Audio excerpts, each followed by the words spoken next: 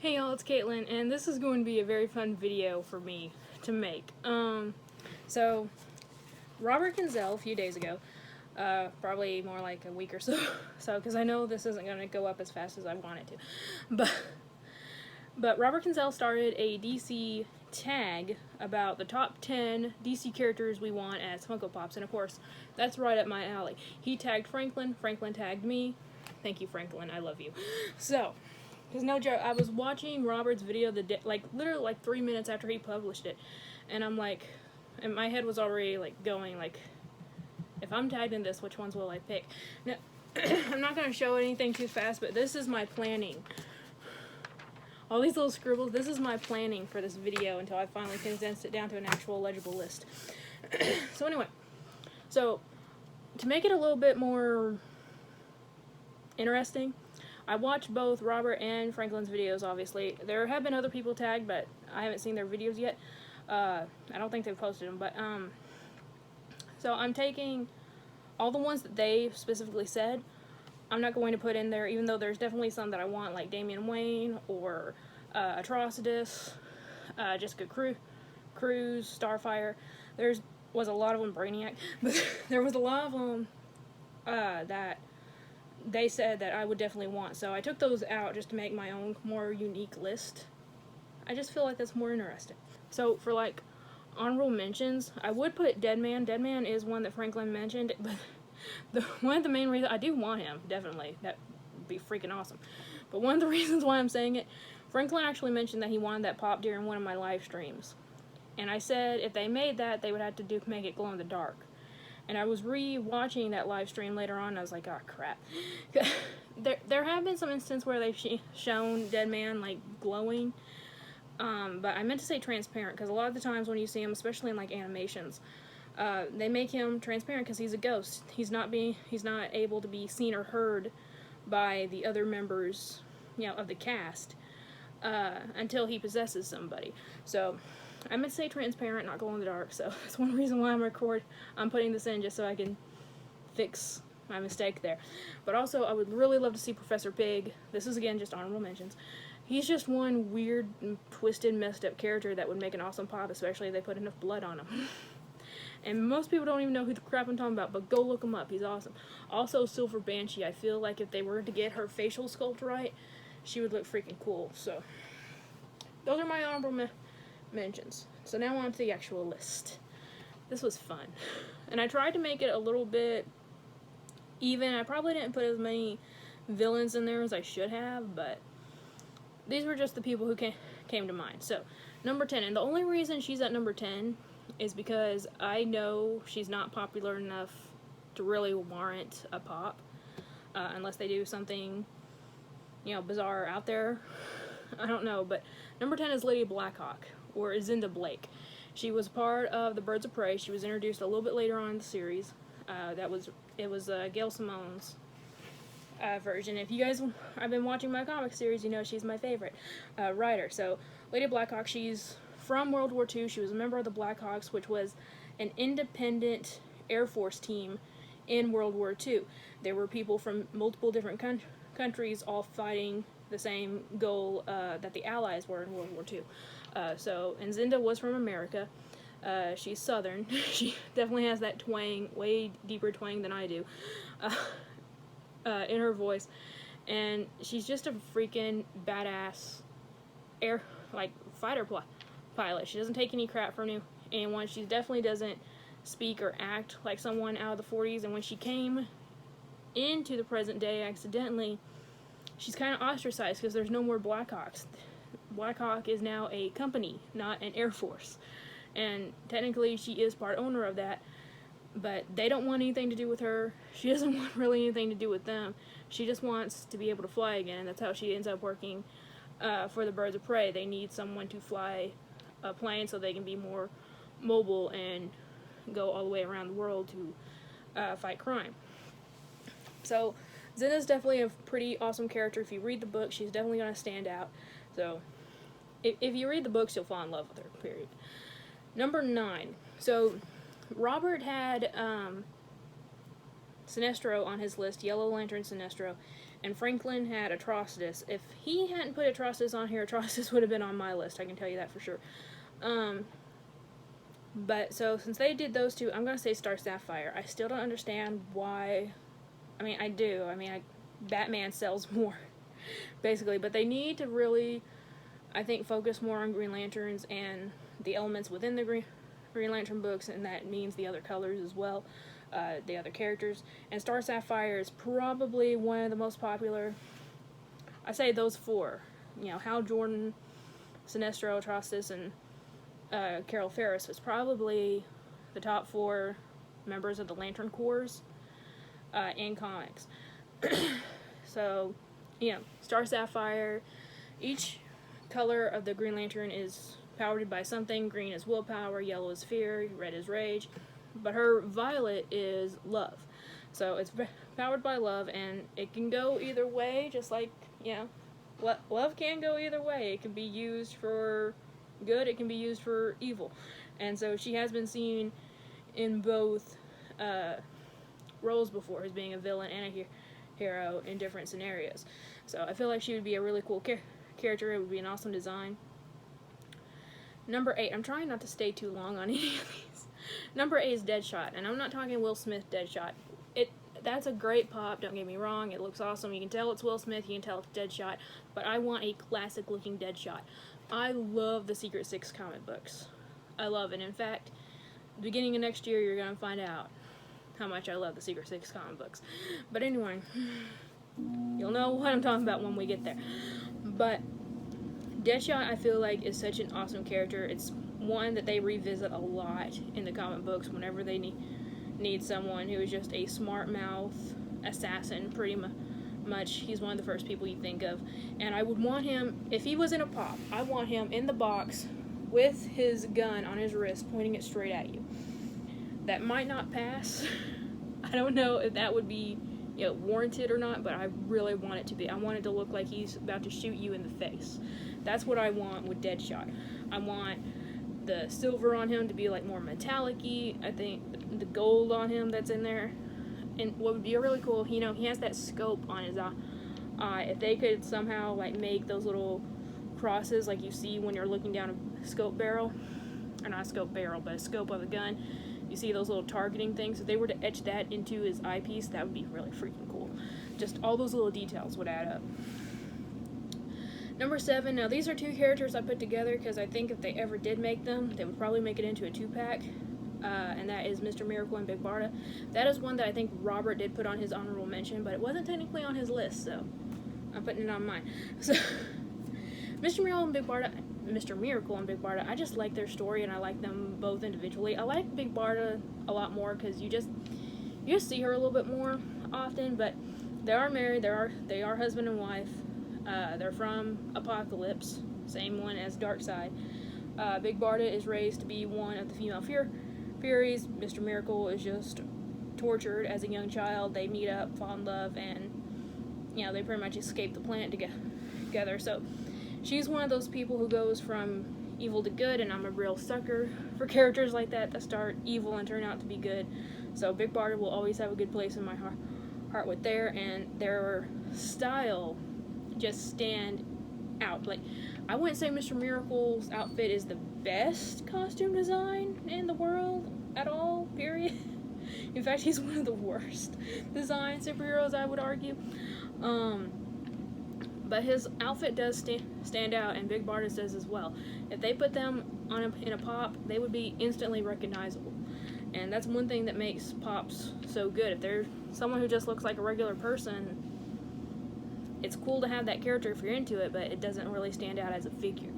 But Mr. Miracle and Big Barda, 100% totally would. Number 6 is Black Lightning. How long does a TV series have to go before we finally get pops? A superhero TV series have to go before we finally get pops. We're starting its 2nd season with Black Lightning. I think it's killing it. Even if it just looks at the classic comics, Black Lightning has been around for a long time. The first time I've ever seen him was in the Super Friends, and that was old school cartoons, man. Old school. And the live action series depicts him so well. he's such a well-rounded character to me. I mean, he does have his shadows, he does have his darkness, but really and truly, he is a proud superhero. He loves his family. His family is everything to him. His community is everything to him. His students is everything to him. He's a principal. And his powers are freaking badass.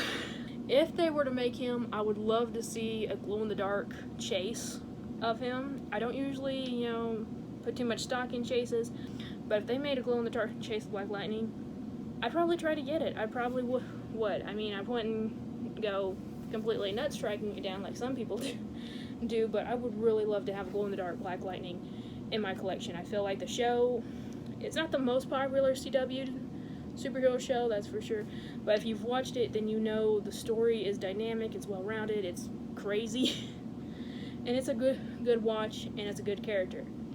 I want a Black Lightning pop. Number 5 is a very specific version of a character that we've had before, and that's Raven. I would love the Bombshell version of Raven. In the Bombshells, she doesn't look too much World War II-esque as like some other characters do, but she does look, you know, it's just a complete different interpretation of what Raven can look like. She has these little devil horns looks to her hair, and her eyes are pretty much pure red. She has fishnet stockings, she still has the long blue cloak, she still has the jewel in her forehead, so she still looks, you know, like Raven, but I feel like those little elements just add a little bit to her when it comes to the darkness side of her character, and that's a huge part of Raven. If you read the comics or watched anything with Raven, you know that the darkness inside of her is a huge part of her character, and I feel like the Bombshell version of her really interprets it well. They still make her into, you know, a hero, but they make her look more like a villain, and I love that. If they did the pop, I would want them to make those eyes pure blood red, not black. If they did make this character and make them black, I would buy some just to make the eyes red on it, because I would buy one to just keep in like pristine condition, and then another one to correct it and make it red eye. Number 4 is probably someone, it's a coin toss whether you guys know this one or not. Jonah Hex. Jonah Hex has come up time and time again. He's been in Batman the Animated Series, Justice League Unlimited. He was in the live action DC Legends of Tomorrow. He's recently been in the Wonder Woman comic books. He's just been all over the place. I do think he had his own miniseries for a little bit. I'm not entirely sure. But he's a Westerner. He's from the Old West, and he's, again, a time traveler. He just pops up in all these weird situations, and he has no freaking clue. Like, he doesn't really know how it happens, but he's aware of what happens in the future. He's aware of what happens in the past, and he just sort of goes with it. It doesn't matter when he is always the badass, don't give a shit about anything character, but he's still a good guy. He's more of he's like a vigilante from his time period, and he's just so freaking neat, especially when you look at the design of this character. I mean, the first time I saw him, I thought it was Two-Face with that enlarged eye and the skin going across his face. If they were to get that sculpting completely right in that pop, that would look so freaking pristine. It would look so freaking amazing. And we don't really have a solid Two-Face pop, so it would somehow fill the void a little bit. Not really, but I think Jonah Hex is a standout enough character that it could have his own pop, and I think it would be really, really cool to see it. Number 3, it could happen. Eventually it could happen. I don't think it will. In fact, if I went by that logic, I should have put her as number 9 right below Lady Blackhawk. But number 3 is Scandal Savage. She's another one from Secret Six. In fact, she's kind of the leader of Secret Six. You don't see her too often anymore. In fact, I've never seen her outside of the Secret Six comics, except for like the small crossover they had with Birds of Prey. But she's a really cool character. She was in an animated film. What one was it? What was it? Suicide Squad Hell to Pay? Something like that. I I think that was the title of it. I'm not entirely sure, but I'm pretty sure that was the title of it. And she freaking rocked in that movie. But Scandal Savage, she's the daughter of Vandal Savage, which is the immortal warlord that's been seen throughout various comics. She was raised to be his personal assassin, pretty much, and she decided that she doesn't mind the killing, but she doesn't want to be her dad's slave either. She's very, very much independent. She loves her team. They're a team of villains, but she loves their team. They're her family. And she's just an all-around awesome character. I would say a hell of a lot more about her, but again, I don't want this video to be ancient times long. If I went on too long about her, I wouldn't shut up. So just wait till the Secret 6 next year when I do the Let's Talk Comics. But number 2, now you could argue that we already have this character. I would argue against it, and I'm saying Oracle. Oracle was Barbara Gordon's superhero persona after she was Batgirl. She was paralyzed by the Joker in Killing Joke, and she becomes a virtual, I guess you could say, superhero, fighting crime cybernetically. And she's badass doing it. I would say that her time in Oracle was actually better as her time as Batgirl, especially in the present comics. I just think Oracle was a cooler character back then, or Barbara was a cooler character when she was Oracle. But again, she's another Birds of Prey character. I feel like she deserves it, and there's different, there's been, technically I guess you could say 3 people who have taken on the persona of Oracle. There was Barbara Gordon, which is the one that I would want. I would want Barbara in her wheelchair. They could have her with the complete Oracle mask on, which would be cool. I don't know if that would work. I don't know how the Oracle mask would look in pop form.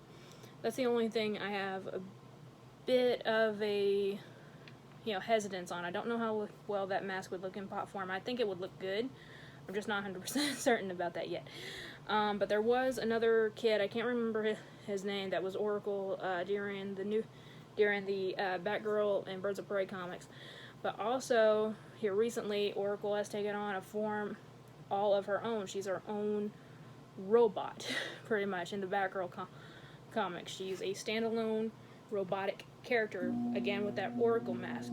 So any way that they would choose to do it, I would rather have the Barbara Gordon or the Oracle robot, because the kid is just, I don't want to say plain, because his character was pretty cool, but the other 2 would definitely stand out a whole lot more. And again, personally, Barbara Gordon, if people know it's Barbara Gordon, I feel like it would sell. I really do. And a lot of Batgirl fans know of Oracle, know of the Birds of Prey. So I feel like it would sell well if they just finally did it. if they just finally did it. Finally, number 1. This is a character that I feel has risen in popularity, and I wouldn't be surprised if, from the way that they're doing the comics this year, doing some, pretty strong female characters. We had Black Canary for ECCC, we're getting Huntress for NYCC.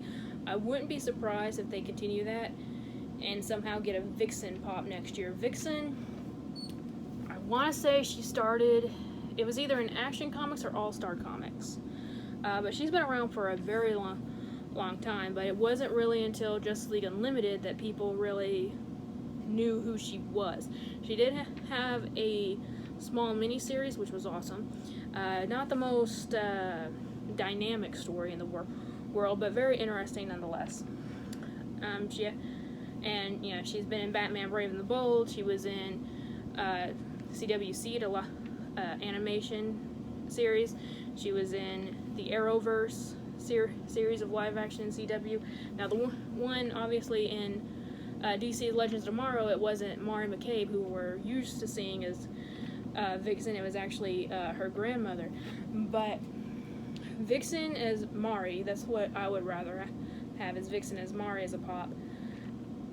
Her story, her background is amazing. She's from a small village in Africa that was taken over by warlords. She saw, things that a kid should never see. But she keeps her family totem safe. That allows her to take on the ability of animals, not change into the animals, but take on the ability of the animals. And and not only does she follow her family's code, so to speak, by becoming a superhero and, you know, fighting crime, but also she keeps to her own path. She has her own dreams that she wants to follow, and she does pursue them. She becomes a model. A poor village girl from Africa goes to America to become a freaking supermodel.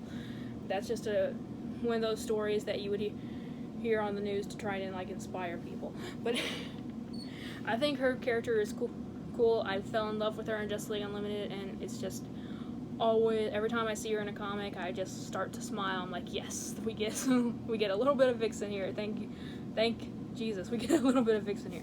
So anyway, so that is my top 10 list. Obviously, I could sit here forever and keep talking about comics. I could make each and every single one of these spots on the list its own video and talk about why I feel like it should be a pop.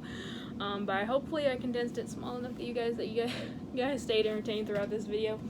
So when it comes to DC characters and stuff and DC knowledge, there is one subscriber that I know of and YouTuber that I know of that I think would nail this challenge, and that is Jay Lee. So I'm only challenging Jay Lee for this one.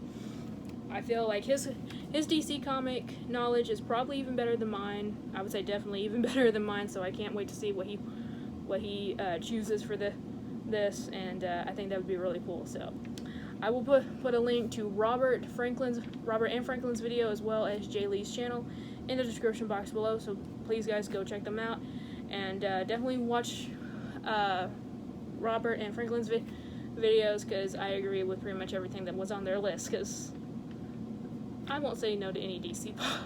We all know that. I won't say no to any DC pop. But anyway, guys, thank you all so much for watching. Remember, like always, it's a community, not a competition, and I'll see y'all later. Bye.